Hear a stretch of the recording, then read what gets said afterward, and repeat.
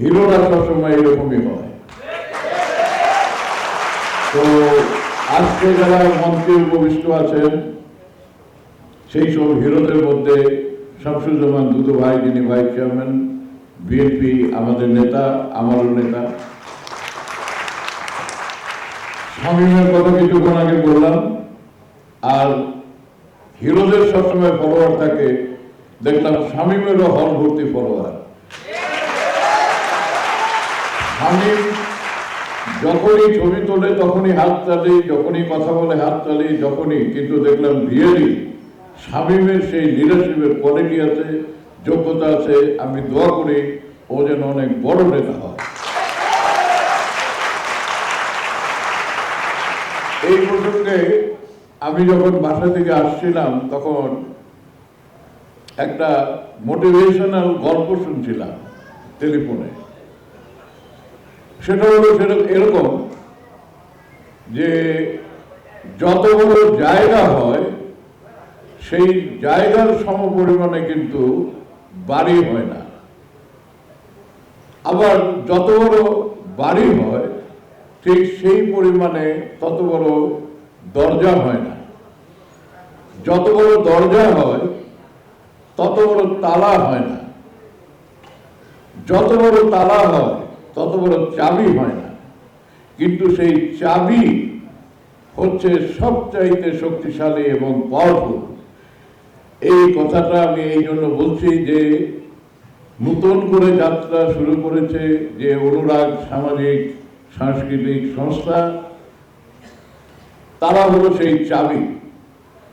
সেই চাবি এত পাওয়ারফুল হয় যে তৃণমূল যারা শুরু করে তারা প্রথমে যে অবস্থানে থাকে, কিন্তু তার উপরে সমস্ত বিল্ডিং এর সিকিউরিটি সবকিছু তার উপরে নির্ভরশীল থাকে।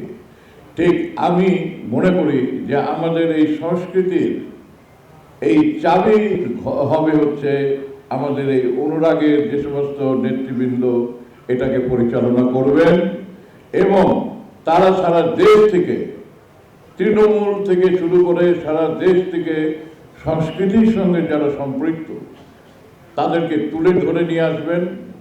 এবং আমাদের জাতীয়তাবাদী যে শক্তি আছে, বাংলাদেশের যে সংস্কৃতি আছে, বাংলাদেশের নিজস্ব যে চলচ্চিত্র আছে, বাংলাদেশের নিজস্ব যে গান আছে, বাংলাদেশের নিজস্ব যে শিল্পী আছে, লেখক আছে, কবি, সাহিত্যিক, সাংবাদিক আছে, তাদেরকে সুন্দর করে প্রতিষ্ঠিত করতে হবে।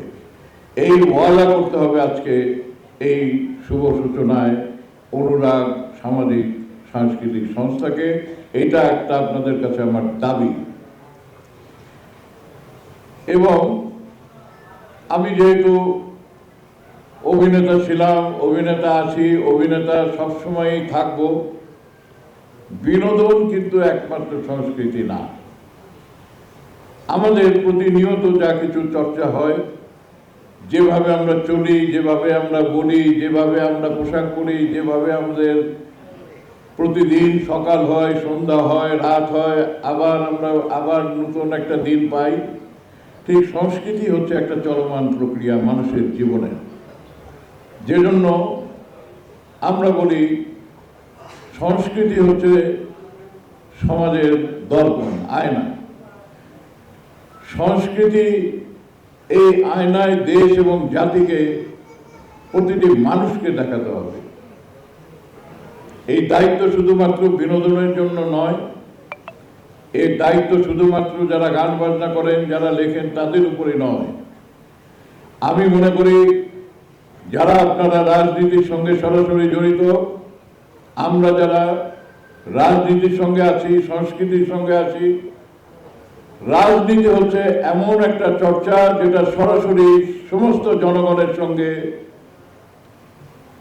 মেলবন্ধন ঘটাতে হয়, সরাসরি মানুষের কাছে যেতে হয়, সরাসরি মানুষকে দলের আদর্শকে বলতে হয়, সরাসরি মানুষকে বলতে হয় যে আমরা দেশ এবং জাতির মঙ্গলের জন্য উৎসর্গ করে দিয়েছি নিজেকে, আমার আদর্শ এটা, আমার আইডিয়ালস এটা, যেটা আমরা কিছুক্ষণ আগে শুনেছি 31 দফা দাবির মধ্যে আমাদের ভারপ্রাপ্ত চেয়ারম্যান জনাব তারেক রহমান বলেছেন, এবং সেটা তিনি কার্যকরী করবেন ইনশাআল্লাহ।